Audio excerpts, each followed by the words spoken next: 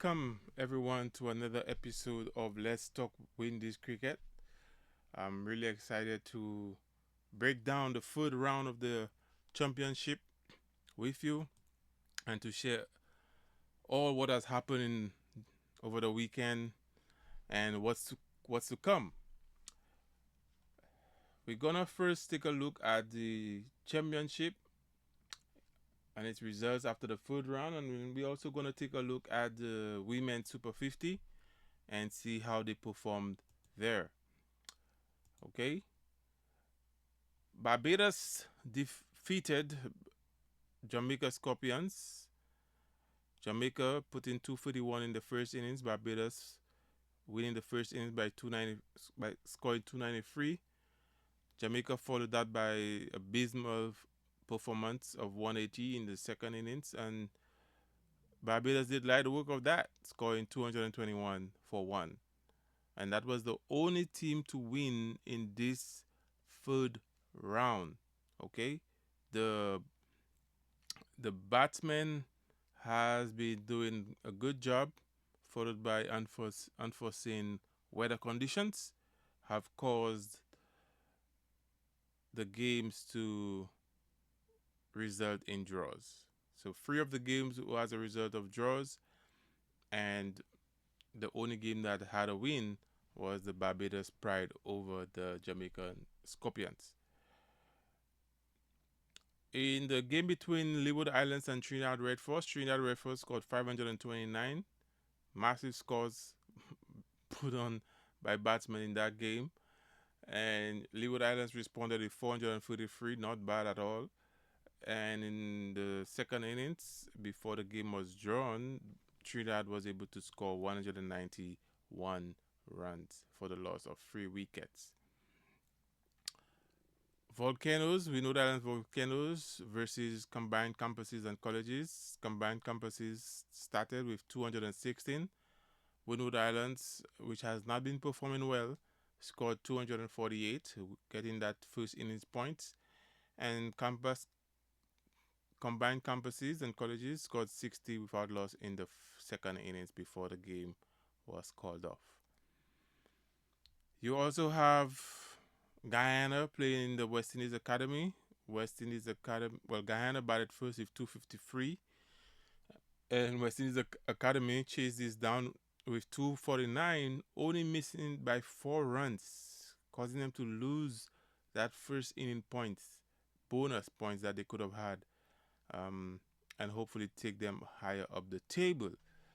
In the second innings, Guyana was in trouble at 44 runs for the loss of 4 wickets before the game was called off. So, entertaining. Unfortunately, we did not get the results we were looking for because of unforeseen circumstances. And in the game against Leeward and Trinidad was just as a result of strong batting performances by the batsmen. So the new table is now at Guyana Happy Eagles on top with 57.6, and that's because they won that first inning score. And Trinidad and Tobago with 55.4, Leeward Islands 50.8, Barbados Pride 50, Jamaica Scorpions 32.6, Windward Islands 16.8, Combined Campuses and Colleges 15.2, and West Indies Academy with 12.6. Okay, so that's the breakdown of the table right now, and I believe they're going on a break. They will be back, I believe, in a month's time, but for now they're on a break. So I'll let you know when they return in my next episode. So let's take a look at the 5 leading run scorers. We have Jason Mohammed with 483 runs, blowing out everyone at this moment. Should he be back on the West Indies team and take advantage of this form? I don't know. I leave this up to the public selectors out there. Jonathan Drakes, many might not know of him. He was a past under 19 West Indies player from Barbados. He made his first class debut in 2023, which is shocking, given that he was an under 19 player. What? Where has he been? What has he been doing? Why wasn't he playing for Barbados? Was it because there were so many better players from the Barbadian team? I don't know. But then again, this is not a tournament where you're locked in to play for the country you were born in. I believe you could play for any country if you want, that is willing to accept you. So I don't understand why Jonathan had not been given opportunities, or maybe he was not interested at the time. I don't know what it was the situation there. But then again, he's doing well right now. You also have John Campbell in third place, averaging 59.8 with a total of 299 runs. And many of you would know John Campbell.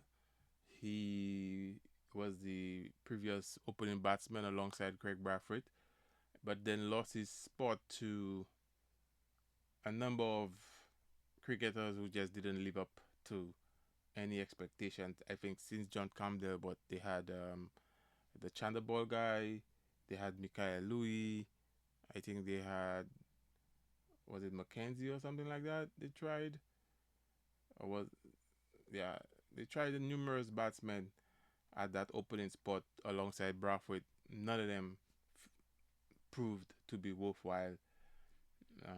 John Campbell is saying, "Hey, I still got it. Let's see. I still think this should have been that average needs to be higher, if you ask me, given the quality of the bowling in the local or the regional tournament. But maybe I'm just too ambitious." Craig Bradford, 290 runs, averaging 145. That's our captain, if you did not know, of the senior men's team, test team. Cephas Cooper, 263 runs with an average of 65.78. That's where John Campbell should be, if you ask me, with that kind of average, you know. And Cephas Cooper, I don't know a lot about Cephas Cooper, but from my research, he was a former under 19 player. And and just like Drake's have not had many opportunities to showcase their talent. But the difference between Cephas and Cooper, Cephas did make his debut early on, so there have been promising signs around him, and he's been around playing for Trinidad every now and then. I guess he never really made a breakthrough to really open people's eye, but he's been around. I'm wondering whether he has any kind of relationship with the other Cooper from Trinidad that used to play for West Indies. Can't remember his first name at the moment, but I remember there was a Cooper with his strange action, tall guy.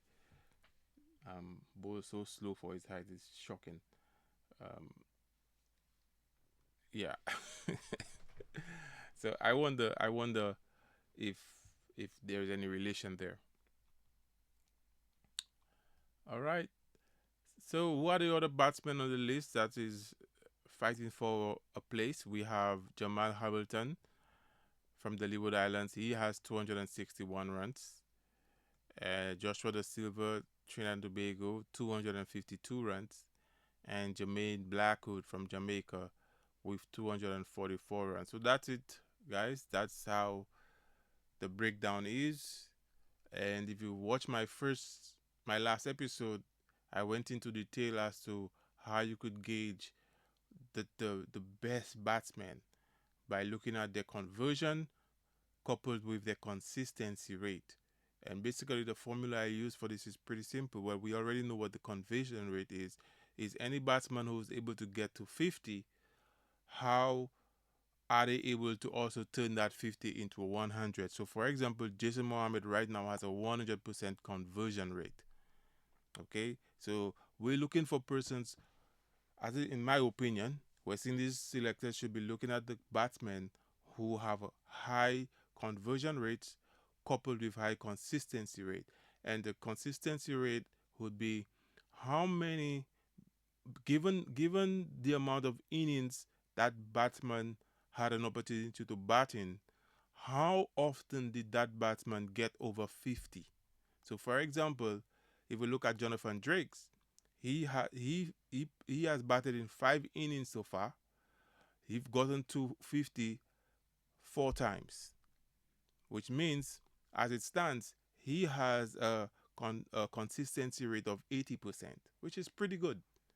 Okay, so that's the kind of things that I would be looking for in determining who's the batsman, or who are the batsmen that are going to be worthy of a call up to join the already crowded list of batsmen that have cemented their place on the West Indies team. And some might argue none of them have cemented their place and on the West Indies team. And right now the opportunity is ripe for any of those batsmen who's performing right now to take their spot. But I don't know. Sometimes it's wise to keep a few of those guys who showed their might in the past, but maybe having a few difficult time at the moment. So, um, and I'm gonna keep a close eye on Craig Bradford because he's been around for a long time. And is that a sign of him going for a bad patch, or is it a sign of him starting to decline? His reflexes are not as good. His eyesight is not as good. His movement is not as good. Not anything to do with him as an individual, but what aging is something that none of us can avoid. So, is that something that Craig Bradford needs to keep in mind and start to pay attention to? I'll be paying attention to that because we'll be losing a veteran, a stalwart of this West Indies test team over more than 10 years of commitment and performing at the highest level.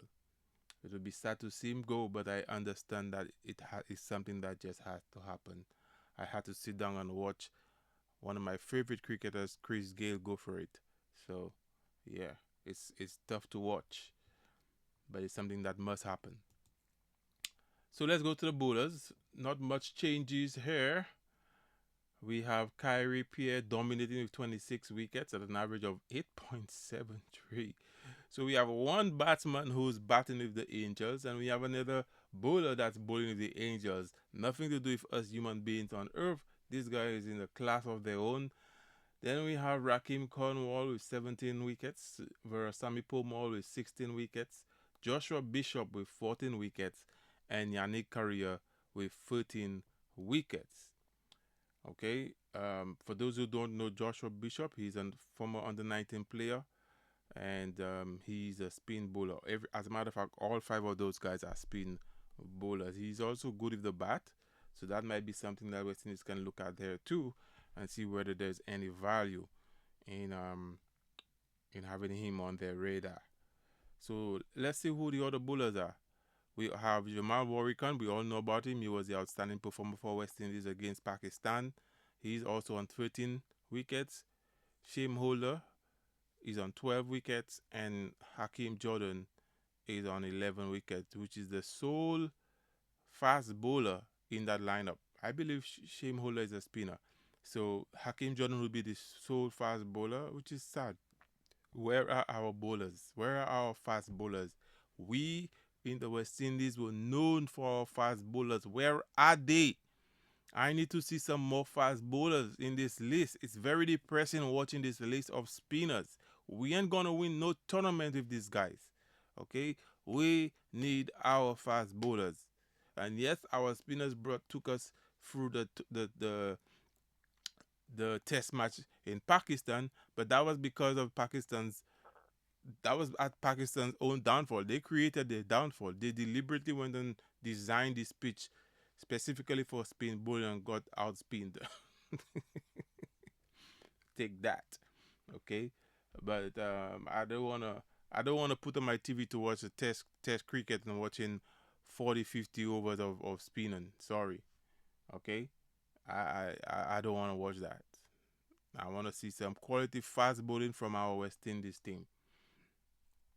And I'm not seeing any fast bowler that I can look at and say, yeah, this guy is fighting for a spot um, to see if they can compete with the top three at the moment that we have, which is Roach, Joseph, and Seals. We've tested and tried Hakeem Jordan. He's not up to international level, if you ask me. So let's talk about our individual players and highlight their successes so far.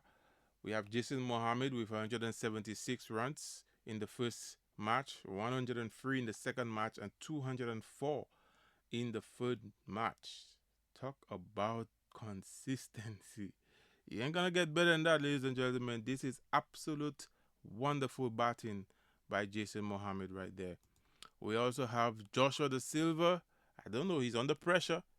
He lost his spot in Pakistan. Was that a wake up call? Who knows? He took duck in the first game, though. Just so you know, first game on his return, he took a duck. And look now, he's at 152 in the first innings and 100 in the second innings. Joshua Da Silva making a comeback, letting Imlak know that was only a temporary replacement.